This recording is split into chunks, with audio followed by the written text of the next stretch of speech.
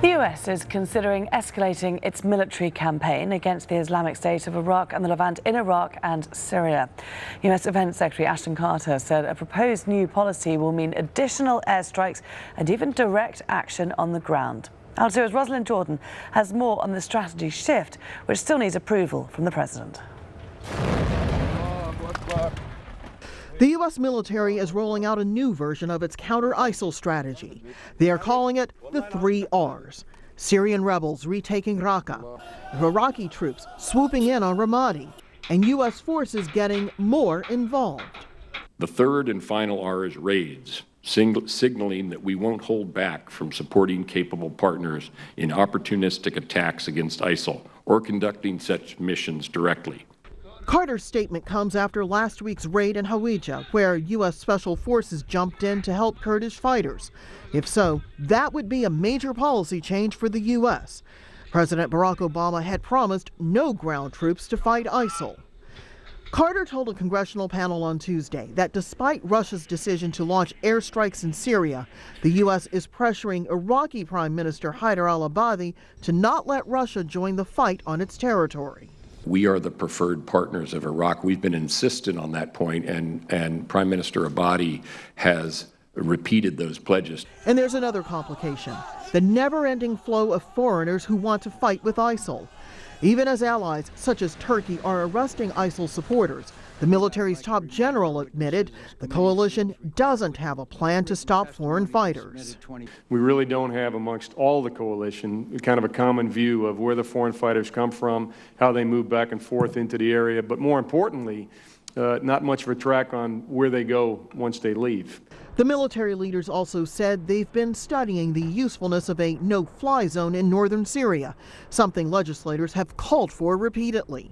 What you're saying is the strongest nation in the world with the most capable military can't even establish a no-fly zone to protect people from being barrel bombed by Bashar Assad. It's an embarrassing moment.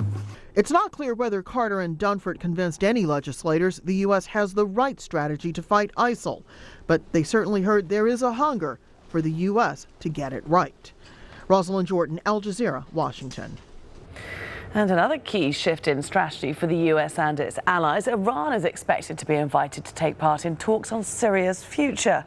Iran is a key ally of Damascus. It's reported to have increased the number of military advisors it sent to support President Bashar al-Assad's army fighting various rebel groups.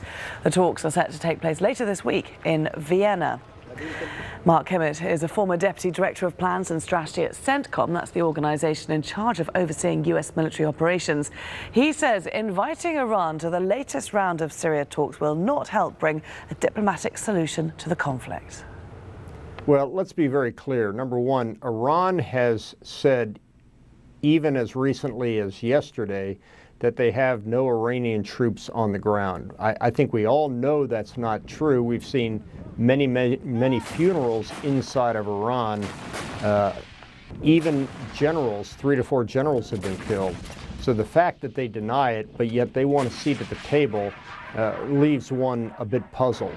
And the real question I've got is, if we're allowing Iran a seat at the table, what's next? Are we going to allow Nasrallah, Hezbollah, and Hezbollah to the table as well? So I think it actually confuses the issue rather than helps the effort to try to bring a diplomatic solution to the situation on the ground. Oman has been a traditional interlocutor between Iran and the Middle East and the United States. That's a role that they've had since they invited Iranian troops in to help with the Dhofar rebellion in the 70s.